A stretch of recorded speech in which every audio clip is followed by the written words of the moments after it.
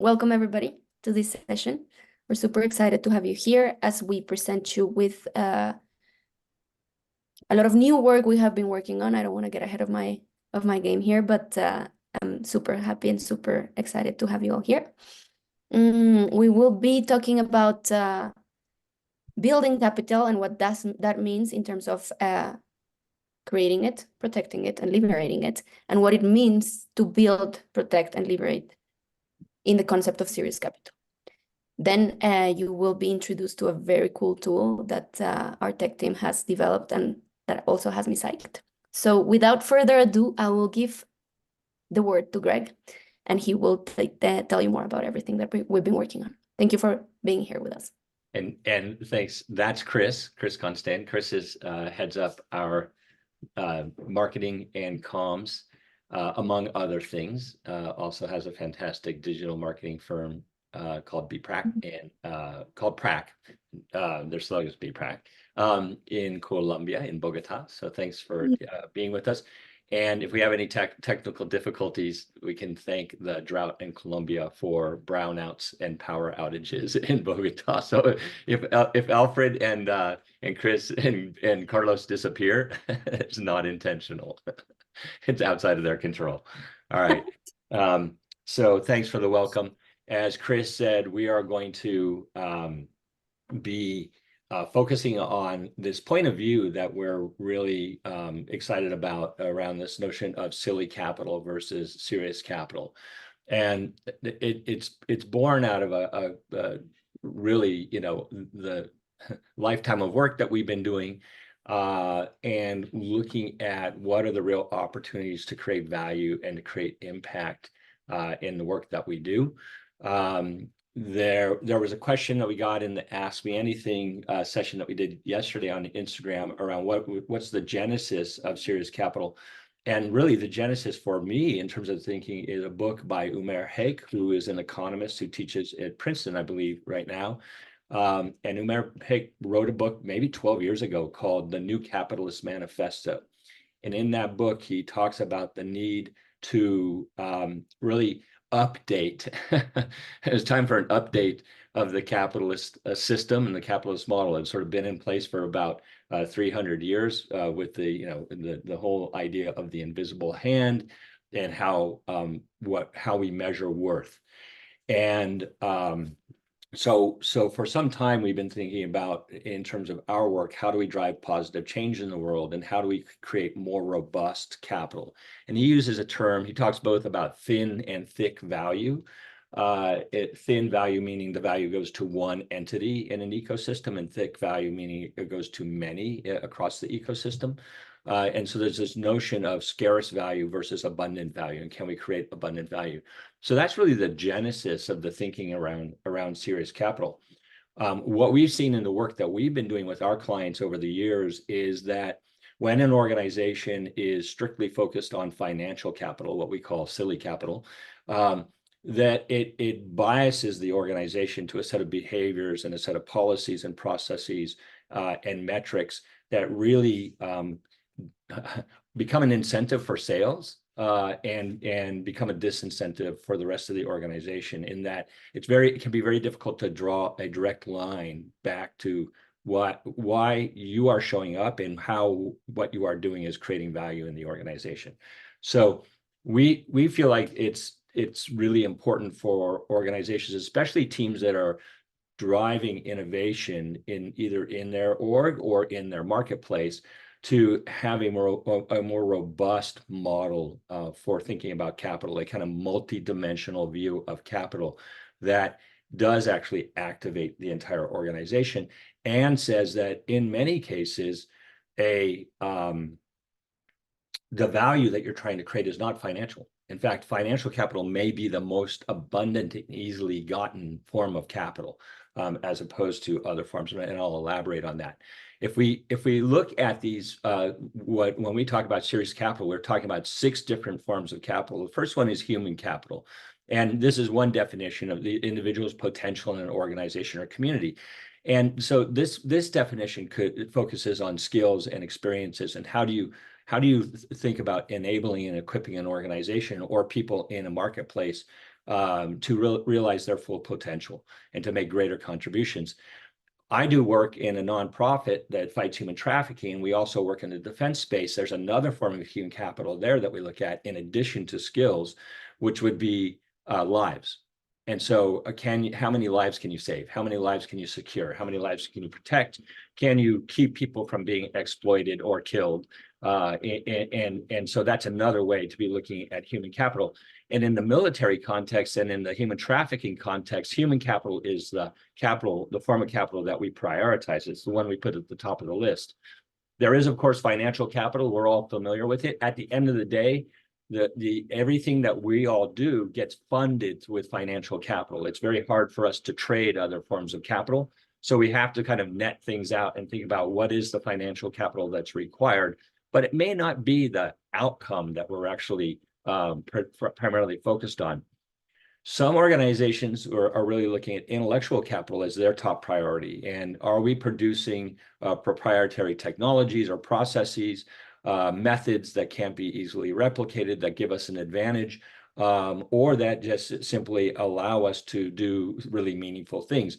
We do a lot of work with a major aerospace and commercial airline company. They have a team working on net zero jet fuels. So intellectual capital for those projects is incredibly important, right? That we're not at the point we're at a commercialization of it. Everything that they're doing is around, are we actually developing intellectual capital that's going to lead to a breakthrough and allow us to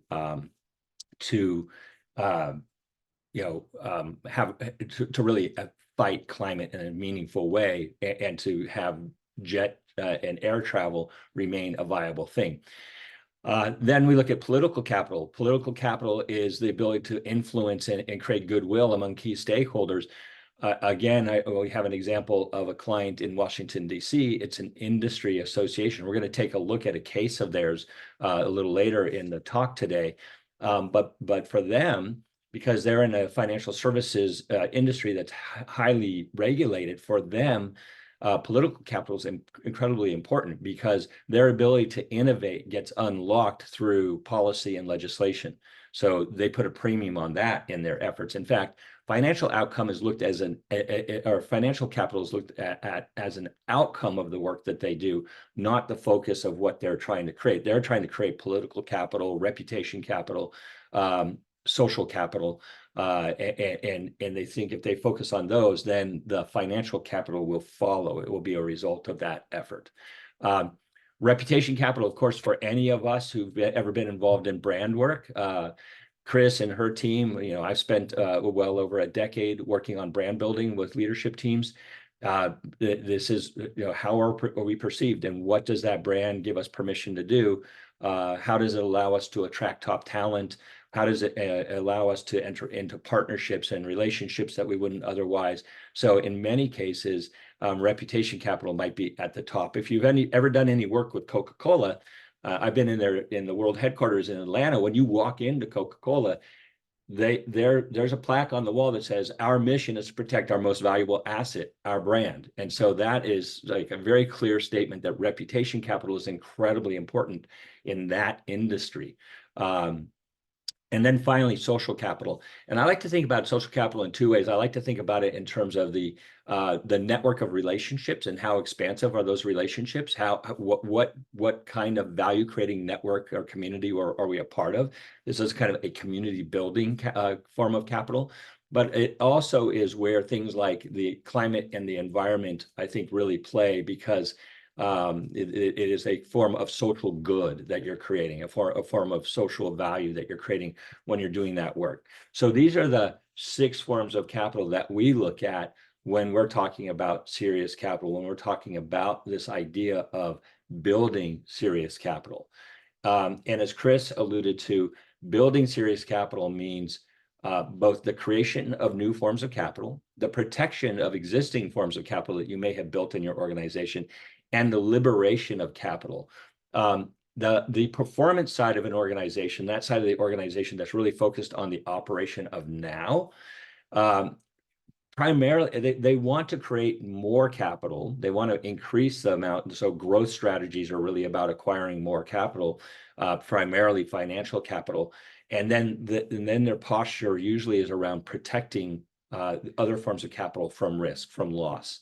Whereas the next side of the organization, those who are involved in innovation, are really focused on both the creation of new capital, innovating and discovering, running a discovery-driven development process that yields new insight and new possibilities in a way that does protect capital, that doesn't put capital unnecessarily at risk.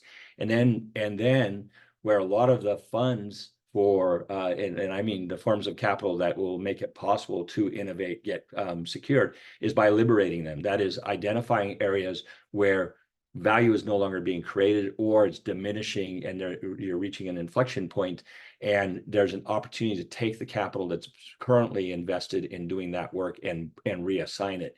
A recent example would be Netflix finally, after 7 years, closing down DVD.com because they said, we have reached that point where DVD.com is no longer going to be producing the value that it has been, which was significant. And we're going to reallocate that resource. We're no longer going to put the capital, the human capital, the financial capital, and our reputation capital into that area of our business. So there's an example. So that's what we mean when we're talking about serious capital building. Just to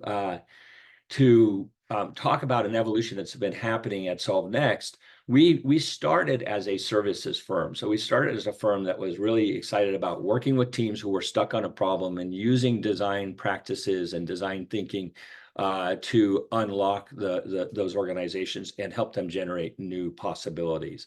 And those of you who are familiar with the Think Wrong methodology, you've had that firsthand experience with that methodology and how successful it can be. We over time have recognized and realized that one of our core strengths is tool making, that we're very good at building tools that are useful for certain jobs that need to be done. And we are shifting our focus and our emphasis onto tool making. So how do we identify what are the most important jobs to be done in serious capital building? And what are the tools that are going to be most useful in doing that? And so why we're hosting this webinar is both to introduce you to that point of view and to share with you what we're doing in terms of some of the tools that we're beginning to develop, and to hopefully get you as excited as we are about those and ready to start trying them out and applying them in your either in your organization or with your clients. So I'm going to pass the baton over to Carlos. Carlos is our head of technology.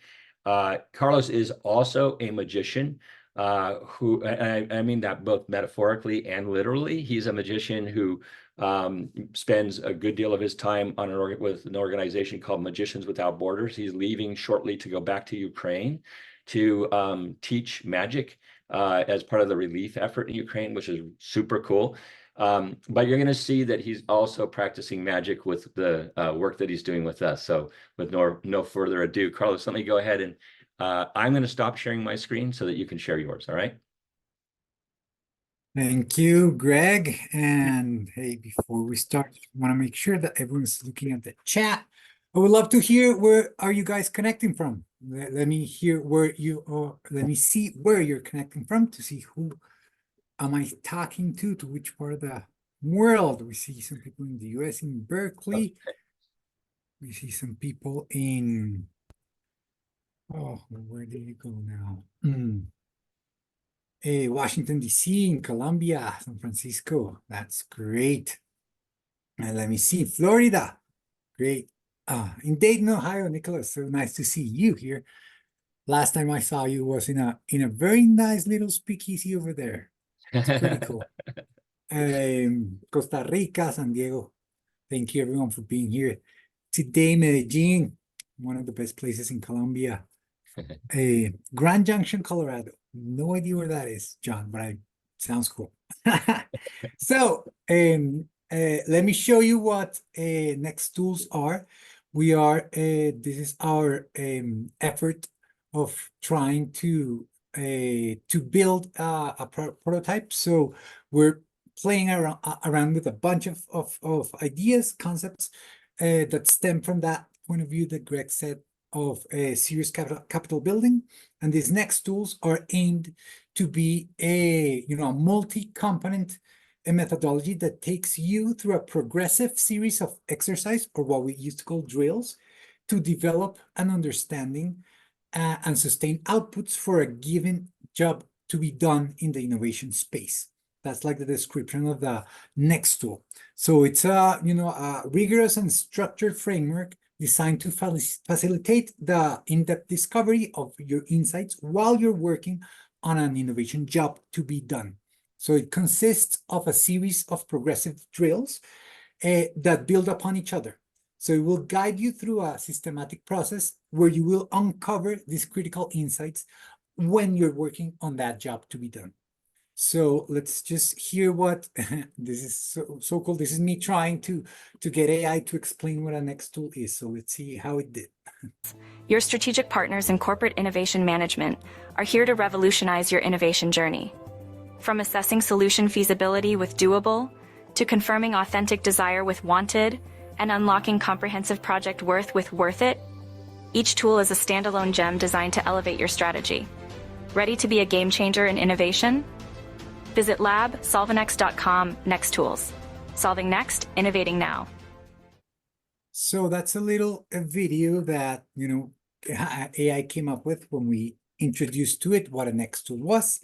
If you want to check out the next tools, it's on the chat. It's lab.solvenext.com/next_tools.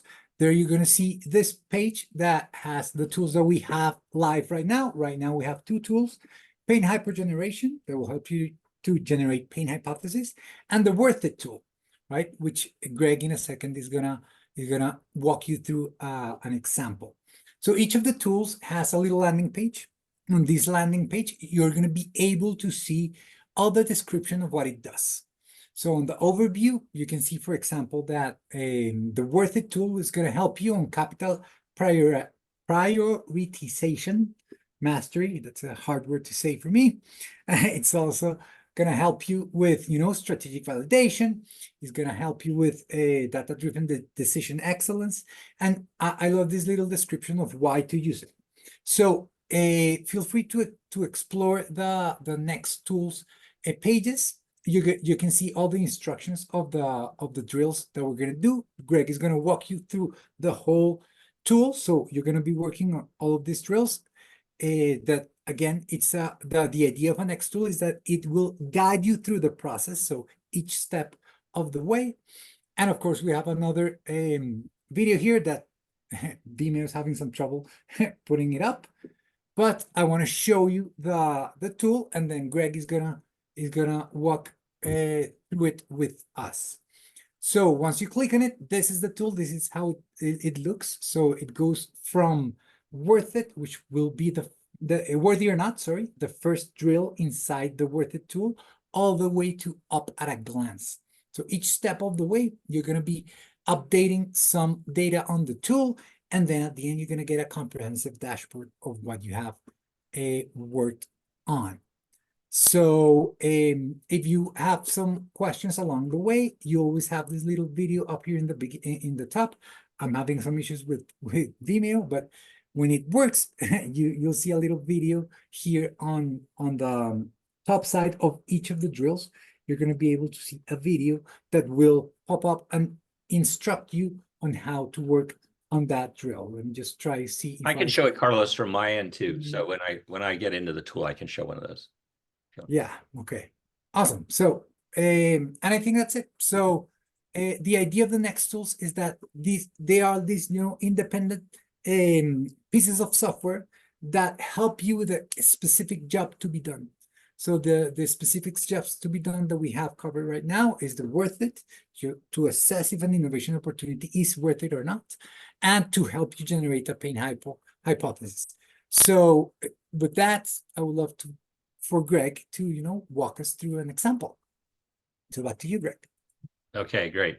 Let me go ahead and quickly do a little screen setup here. So I'm going to share, and then I'm going to, am I sharing the right screen? I'm going to, you know me. Let's share desktop 2. Okay, let me do that. Thank you. And then let me get my keynote back up. Okay. All right. So you're all seeing that? It says worth it tool and up on the screen now. Okay, great. All right, so I'm going to give you a case here. This, as I mentioned, we do some work with an industry association. The pain and the problem that they are dealing with basically is that they are having a challenge attracting the next generation of talent that's going to be required to take the industry into the future. And they're looking at two particular forms of talent that they would like to be able to attract. One are what we call T-shaped quants. So quants who are able to sort of work laterally across the organization, but have very deep knowledge and expertise and skills in data sciences and data analysis.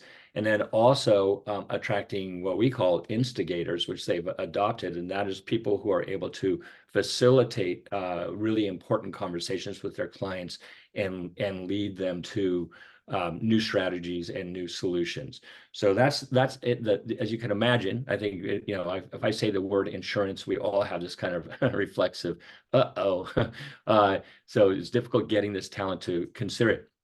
There's a big job to be done for any capital builder in this context is to look at transforming the industry into a dynamic and appealing field. That's looking at the reputation, enhancing their intellectual capital, and building robust social capital. So they're prioritizing those things with this particular solution that I'm going to use as the case for showing you the Worth It tool. The from to shift that they're looking at creating is an industry that is perceived as traditional and slow moving, not really very engaging for the people that they're going after, to something that is more dynamic and known for innovation and actually driving both community impact and providing growth opportunities for that talent. So that's the big from to shift. The solution hypothesis that I'm going to use in this demonstration is a campaign around leveraging social media to attract people. So how can they actually, as an industry, start using some media that they don't, that they haven't historically used, except for things like what we see, Flow and Cavemen and Talking Ducks or Quacking Ducks. That's about the limit of it for the industry. So how can they start using social media in a more profound and more meaningful way? So that's the case. Now I'm going to just flip here and hide this and get into the tool. So what Carlos was just showing you, let me just expand or zoom in on a little bit. The next tool that we're looking at, the Worth It tool, actually takes us through 1, 2, 3, 4, 5, 6, 7, 8 drills.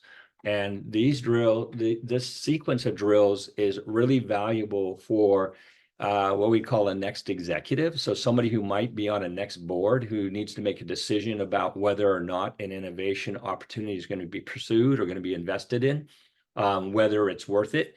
It can also be really useful for somebody on an innovation team to try to make the case to their organization that this is something that we should be doing. This is something that we should be pursuing.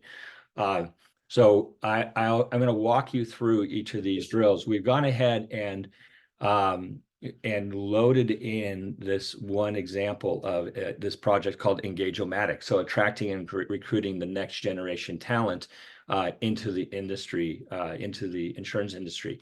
What Carlos was attempting to demonstrate to you are these videos. Oh, there's Danny. Oh, look at that. That's a Vimeo problem on all our sides.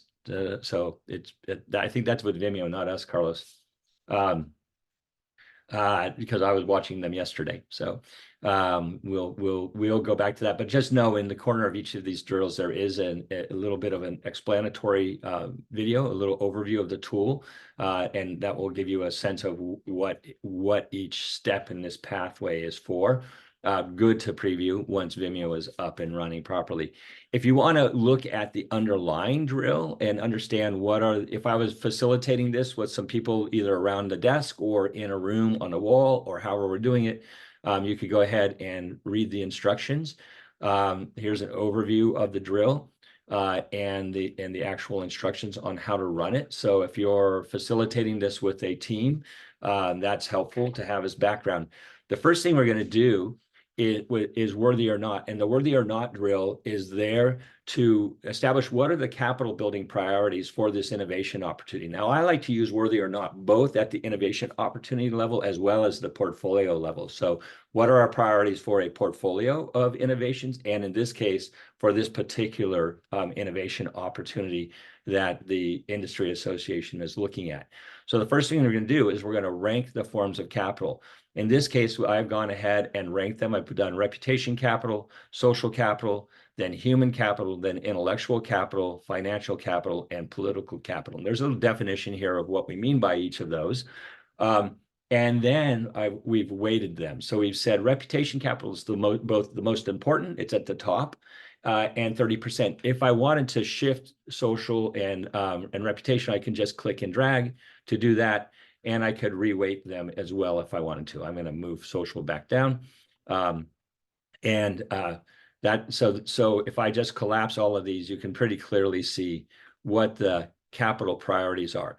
Now, this is really important because if we haven't defined what our capital priorities are, people will typically default to financial capital. And if we default to financial capital, but we're working on an initiative to stop the exploitation of indigenous people in the Peruvian Amazon, I will tell you it's very difficult to make the financial math on that work.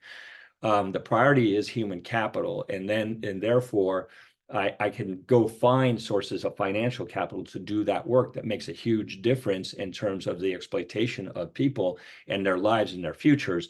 And it may never make a lot of sense in an Excel spreadsheet because the Excel spreadsheet is not designed to help me consider human capital in that case. In this case, reputation capital, because we're trying to build a brand, we're trying to build an understanding in the minds of recruits and attract them. We're trying to expand the network of people interested in the industry, and we're trying to build the capability of the organization to do this work. And of course, intellectual capital, the ideas and the opportunity to shape the future of the industry is really important. Financial capital is an outcome here, and political capital in this particular case is low, although for the industry association, in many cases, it's at the top. So I'm going to go ahead from worthy or not. I'm going to go to the next drill. This drill, you'll notice we have a little button here that says you can skip the drill. You can actually hop around from drill to drill in the sequence by just clicking here. I'm going to go ahead and go to just very quickly show you the capital converter. I'm not going to go in depth, but the idea is because everything's funded in dollars, you do need to quantify what are the different forms of currency associated with these different forms of capital. So here we have human capital is defined as skilled employees. One skilled employee equals $10,000. The denomination is SKLs for this skill. And there's a justification, a little explanation. The value of adding a skilled employee is estimated based on the average contribution to revenue minus the cost of hiring and training, reflecting productivity gains. So a little explanation as to why we have that.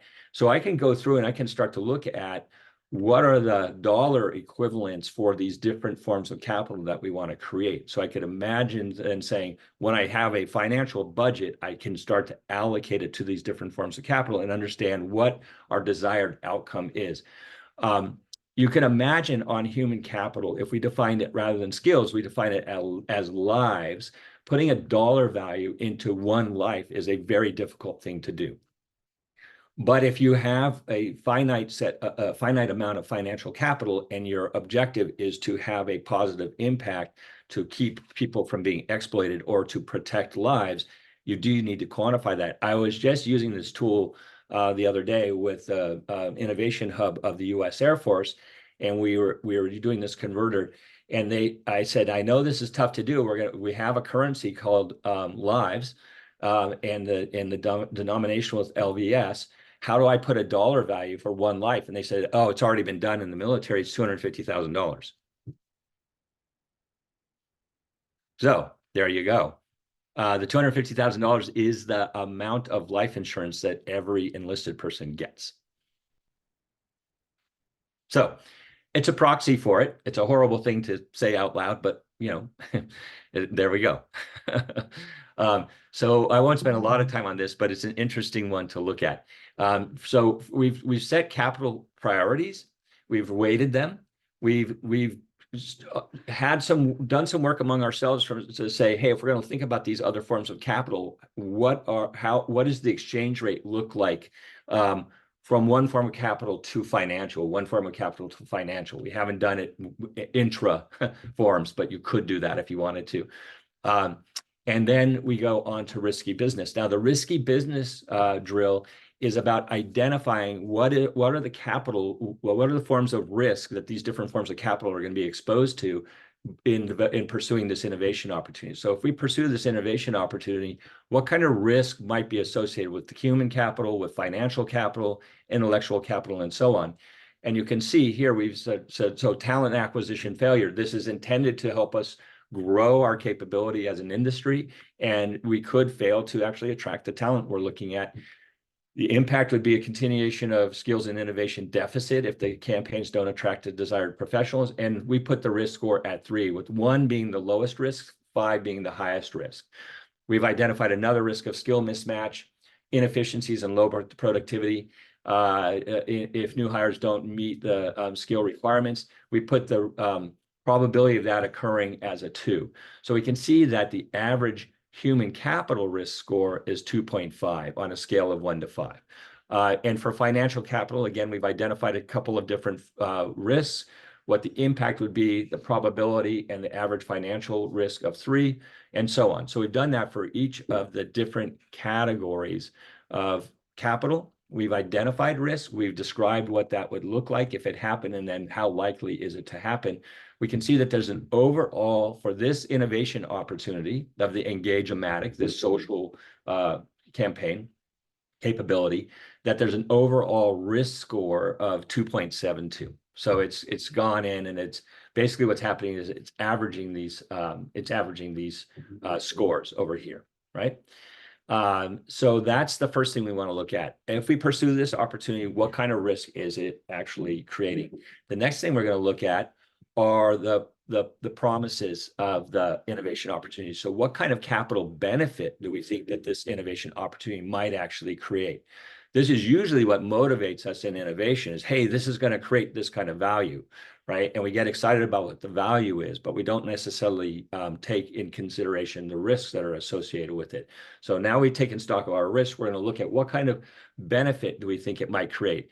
Well, it could help us attract new talent. It could help us develop new skills.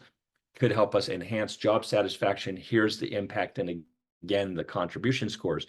If you remember, reputation capital is what we really is to put at the top of our priority list. So let's just take a look at those. Here we say it could enhance the industry image. That would be good. Significantly improves public perception of insurance as innovative and impactful. That contribution would be a 5. Okay, should we be able to realize it? Increased visibility, raises awareness and visibility of the roles of the industry's role in personal and community support, attracting interest and support. So we gave that a 4. And then demonstrated commitment to innovation. So this is really important for those 2 types of personas that they're trying to attract into the industry, showcasing the industry's dedication to adopting new technologies and solutions, enhancing its stature among stakeholders, and we gave that a 4. So in terms of the impact in the contribution that it would have. So on a scale of 1 to 5, we gave it a 4. Its overall reputation contribution score is 4.3 on a scale of 1 to 5. So quite high, which is great. So we're going to go ahead and continue. Our overall capital contribution is 3.67. Just to, if you're keeping score, and I go back to the capital converter and look at that, or not the capital converter, I'm sorry, the worthy or not, and look at that.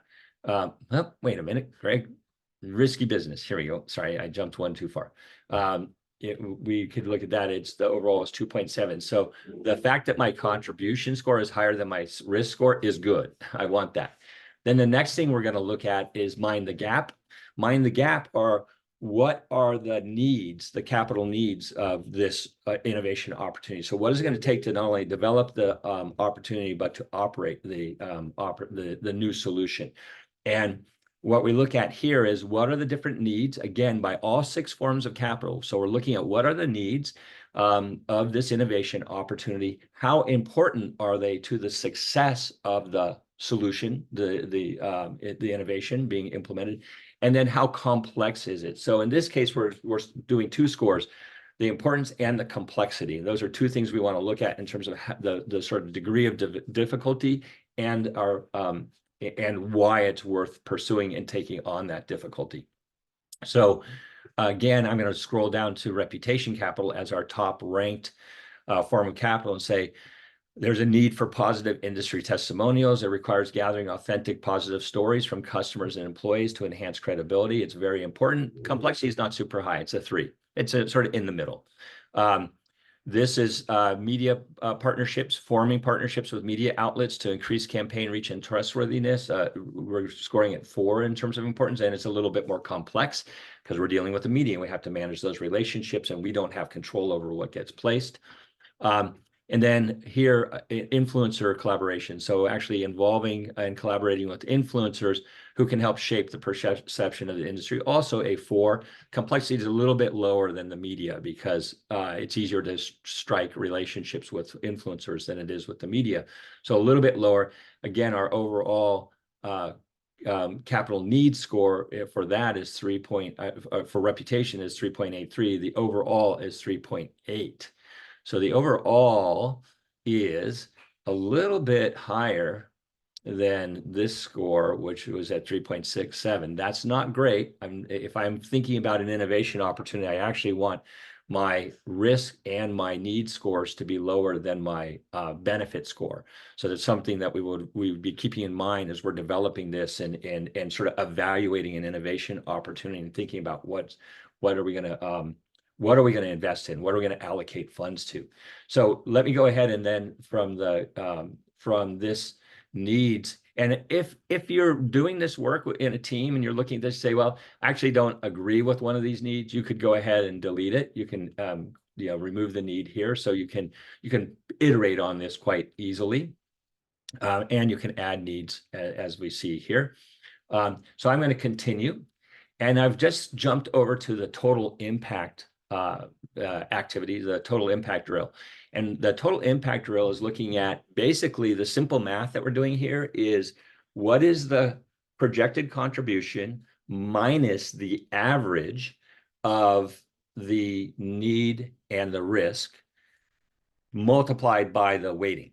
So multiplied by the how we weighted that capital, that form of capital. So you can see here, human capital contribution score of 4.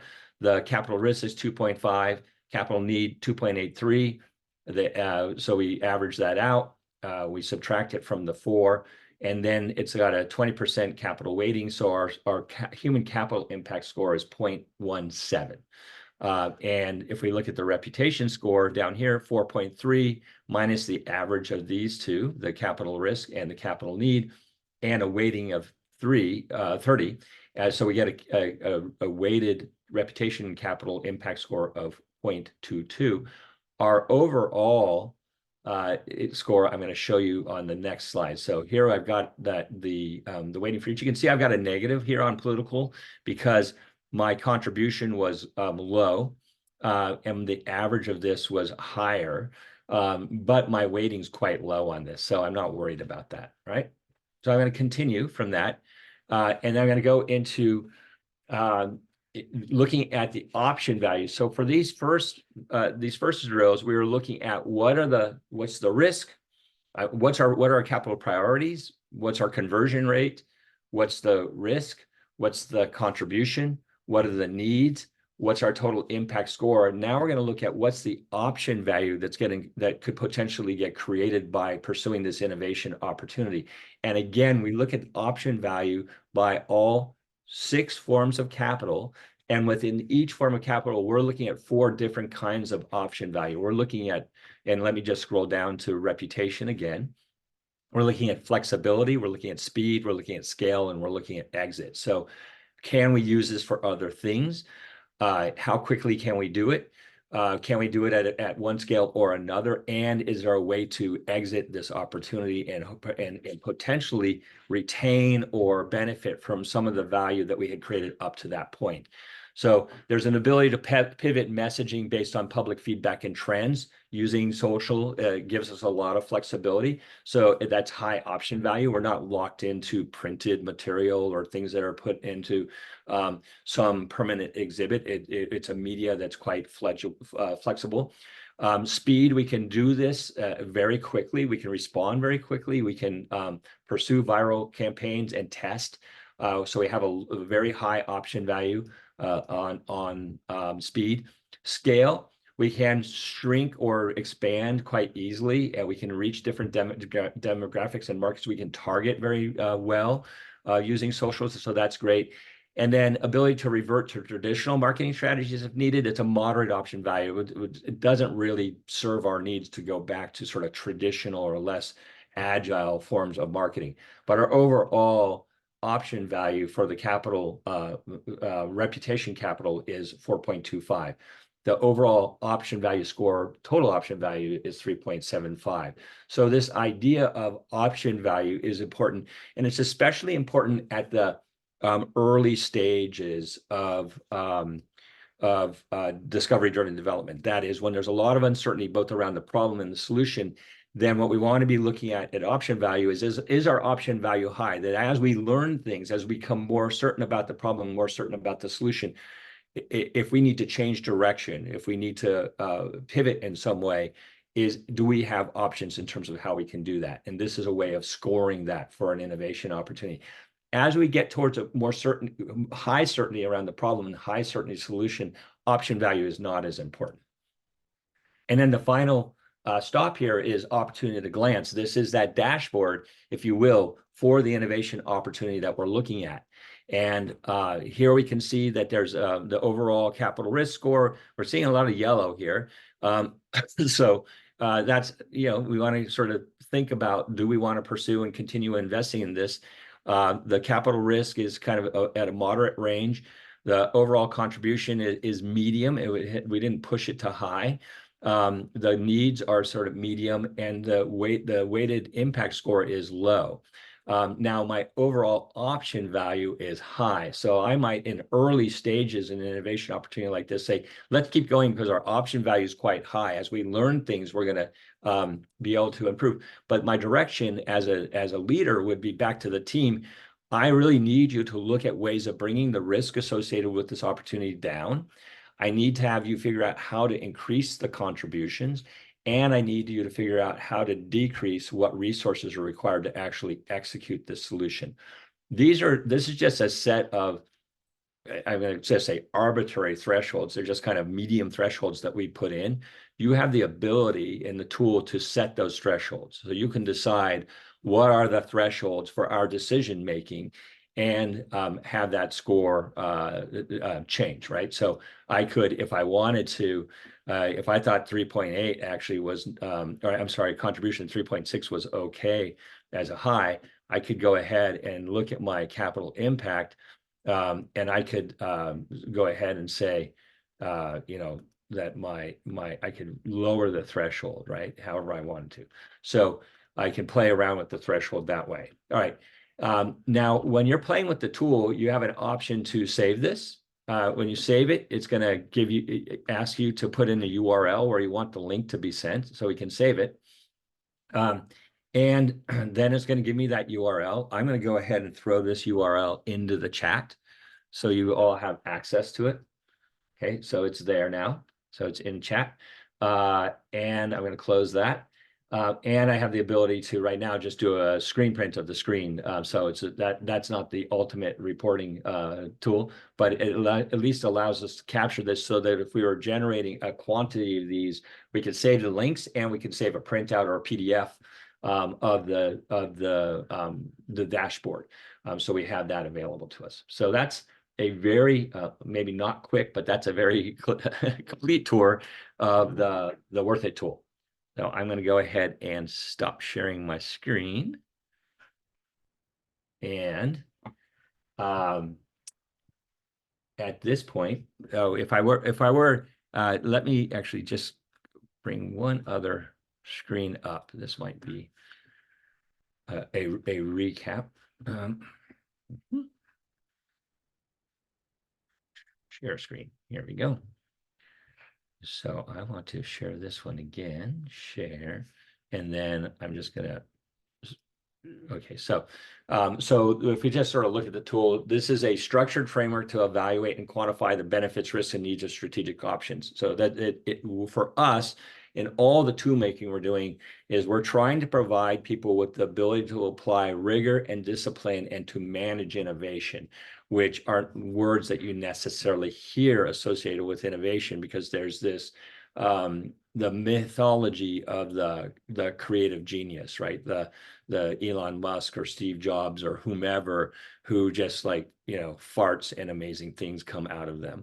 It's just like that gets perpetuated mostly by the people who think that they're creative geniuses.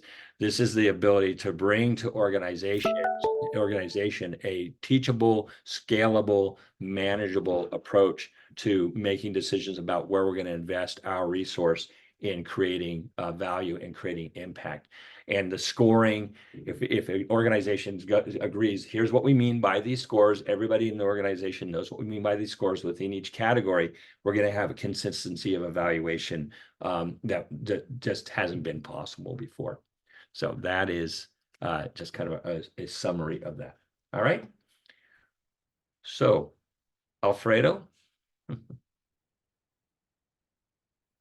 Yes. Over to you.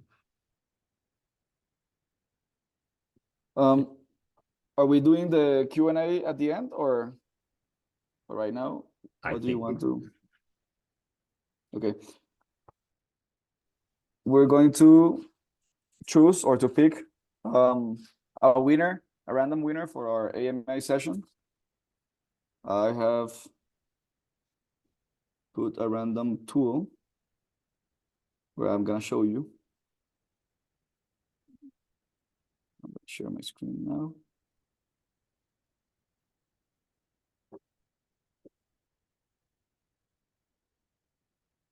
So please.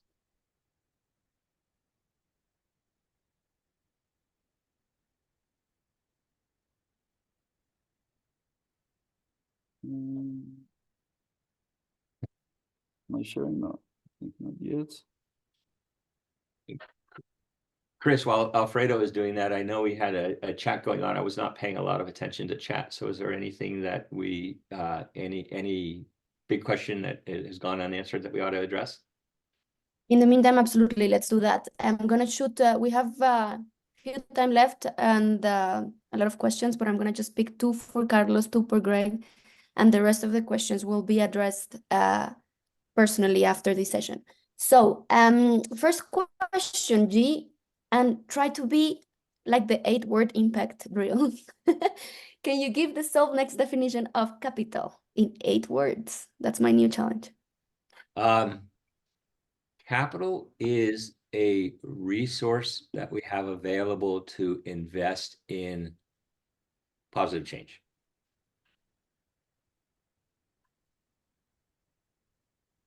Awesome. And we Right. gave you 6 categories of those. We can follow up on that. We can follow up on that because there is this like systematic thing that we came up with that's very engineering like from Danny, who's part of our team and who's listening. That's amazing. And we will be sharing that with you because I personally love it. Yeah. Second question for Greg. Environmental, about the environmental capital, I guess. Ethan is asking, natural resources management. Does it fall under financial, or where does it fall under in terms of the different forms of capital? Yeah, that's a good question. So there are some assets that I think are pretty easy to put under financial. So if we're thinking about things like mineral resources or water resources or timber, things like that, you could put them in financial because they're actually very easy to convert. But when I think about the environment, the air that we breathe, water quality, that sort of thing, I would actually tend to put that into social capital. So I tend to put things like that are around the conditions that we're living in into the social capital bucket, and things that are natural resources that are easy to convert into financial, so petroleum, gas, wind, those sorts of things we could definitely put into financial.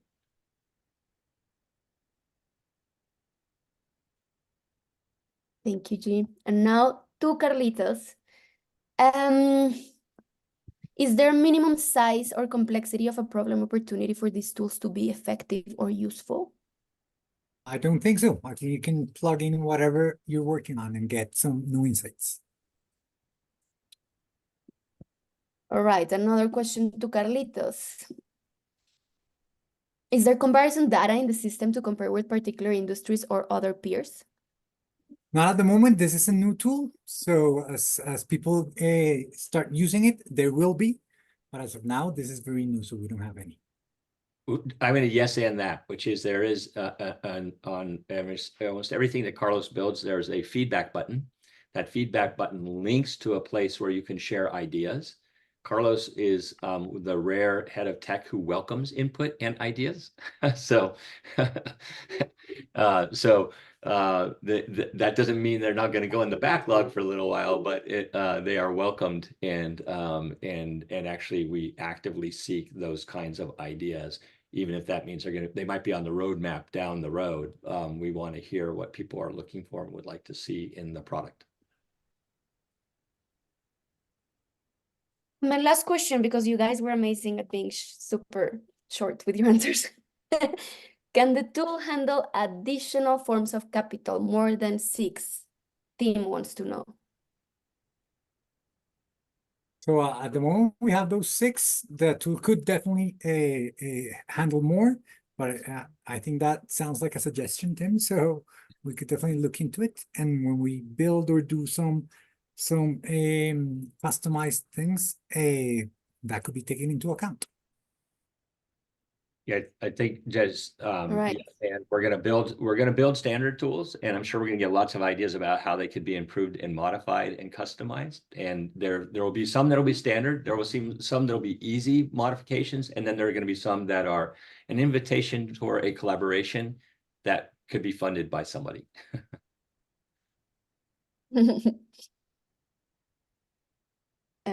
In the words of Adidas, impossible is nothing. So one last question that just came up from Nick.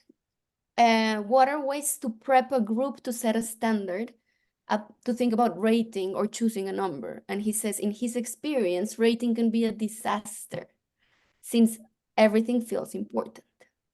Yeah.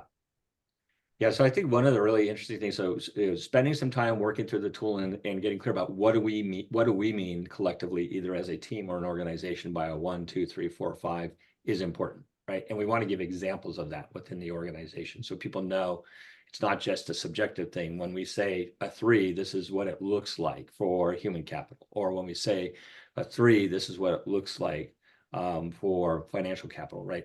So I think having that conversation, whiteboarding that out, agreeing that is incredibly important. Making sure that that's being applied. Now, one of the beauties of using these tools within the lab is that we can do what my daughters were asked to start doing in primary school with their math, which is show the work, right? So that's fine, you've scored it, but show me the work of how you got to the score. So imagine that you use the next lab to build in a session or a blitz around identifying our risk, right? So let's see what got generated at that risk, out of that session, and how we got to the conclusions that we got to. So one of the things you can ask somebody is like, that's great, you give me that score. I want you to show me the work. Show me how you arrived to it. And I think that is a very reasonable thing, either for a next manager or a next executive to ask of a team. But, because you can see when I said, oh, you're going to have to bring the contribution score up and the risk score down. It's like, oh, easy enough. I just changed that 3 to a 2, or I changed that, 3 to a 4. It's like, no, you have to show me how you got to the 3 or the 4. I have to be convinced of that.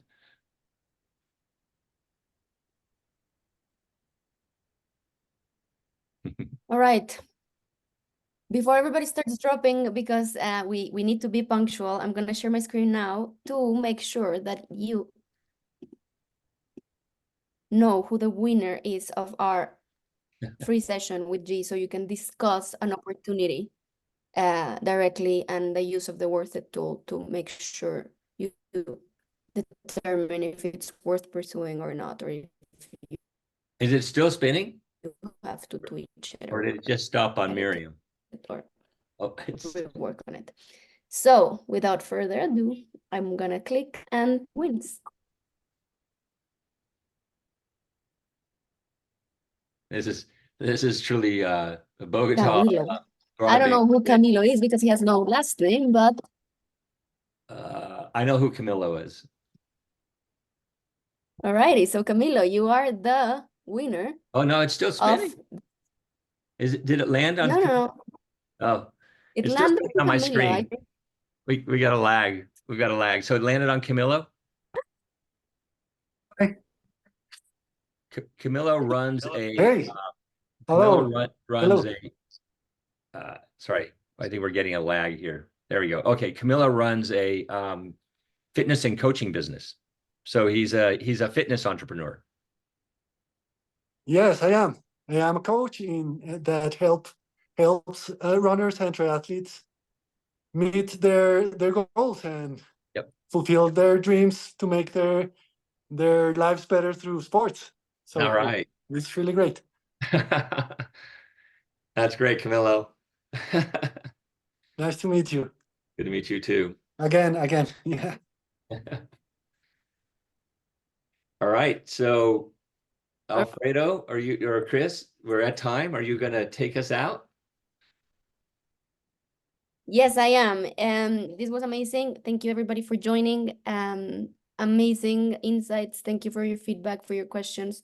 They're super helpful for us to keep on developing our products and our tools. And we will be holding these sessions on a monthly basis. So you will be hearing from us for more tools to come and amazing things that are being developed by Carlos and his team and the whole Solve Next team. So we will be seeing you shortly. Stay tuned. I'm gonna tease Carlos's AI assist. Wait till you see the tool.